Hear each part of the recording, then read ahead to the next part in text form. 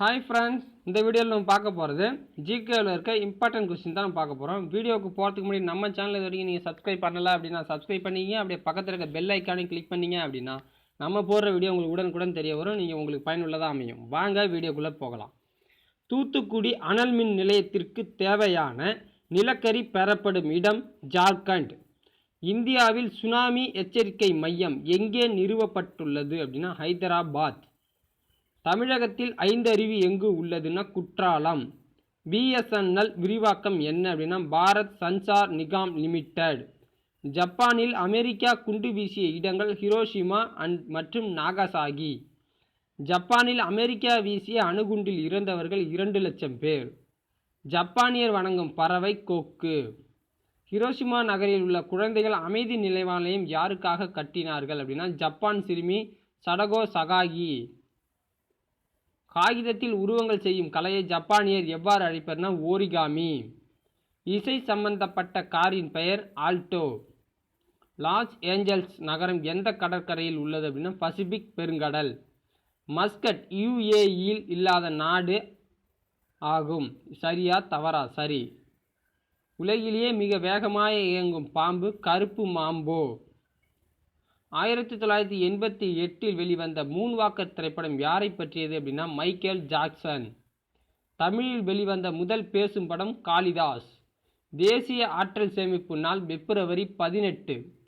நிலநடுக்கம் வருவதை முன்கூட்டியே அறியும் விலங்கு நாய். எலியின் கேட்கும் திறன் மனிதனை விட எத்தனை மடங்கு அதிகம்னா 60. பால் உற்பத்தியில் உலகிலேயே முதல் இடத்தில் உள்ள நாடு இந்தியா. இந்தியாவில் முதலில் எங்கு தொலைக்காட்சி நிலையம் ஆரம்பிக்கப்பட்டதுன்னா டில்லி. தேசிய ரசாயன ஆய்வுக்கூடம் அமைந்துள்ள இடம் புனே. மாங்கனீசு அதிகமாக காணப்படும் இடம் ஒரிசா. அக்மார்க் நிறுவனம் அமைந்துள்ள இடம் விருதுநகர். MS சுவாமிநாதன் ஆராய்ச்சி நிறுவனம் எந்த ஆண்டு நிறுவப்பட்டதுன்னா 1998. கழிவுத்தாளை எத்தனை சதவீதம் மறுசுழற்சியின் மூலம் மீண்டும் பயன்படுத்தலாம்னா 44. சீனாவின் ஷியூஜியாங் மாநிலத்தில் உள்ள துறைமுகம் ஹவுசான். எந்த கட்சி அங்கீகரிக்கப்பட்ட கட்சியாகும்னா மொத்த ஓட்டில் 6%ம் 2 MAக்களையும் பெற்றிருக்க வேண்டும். இந்தியாவின் கடற்கரையின் மொத்த நீளம் 7516 கிலோமீட்டர்.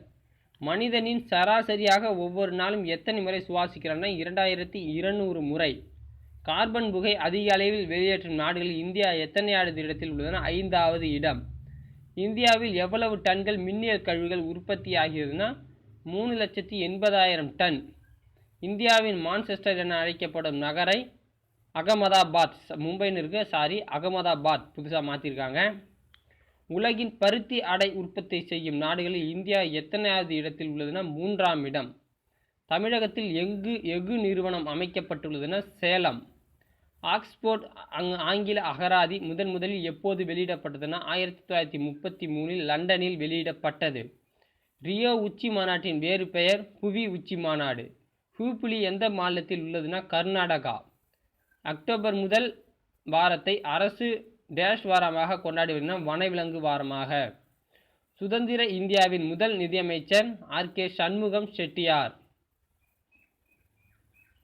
கலைவாணர் NS கிருஷ்ணன் எந்த மாவட்டத்தைச் சேர்ந்தவர்னா கன்னியாகுமரி. காந்தி கிராமிய பல்கலைக்கழகத்தின் முதல் துணைவேந்தர் டாக்டர் ராமச்சந்திரன். தமிழ்நாடு மாநில திட்டக்குழுவின் தலைவர் முதல்வர். தமிழகத்தில் முதல் பெண் கமாண்டோவின் பெயர் காளியம்மாள். ஆங்கிலேயர் காலத்தில் போலீஸ் கமிஷனர் இருந்த ஒரே இந்தியர் மாராங்குசம் நாயுடு. தமிழகத்தில் பிர்லா கேளரங்கம் எந்த மாவட்டத்தில் உள்ளது? சென்னை.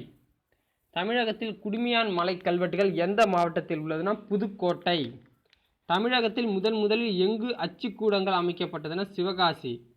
கணித மேதை ராமானுஜம் பிறந்த ஊர் கும்பகோணம். இந்த வீடியோ இது வரைக்கும் நீங்கள் பார்த்ததுக்கு ரொம்ப நன்றி ஃப்ரெண்ட்ஸ். இந்த வீடியோ உங்களுக்கு பிடிச்சிருந்துச்சுன்னா ஒரு லைக் பண்ணுங்கள், ஒரு ஷேர் பண்ணுங்கள், முக்கியமாக மறக்காமல் கமெண்ட் பண்ணிடுங்க. நன்றி, வணக்கம்.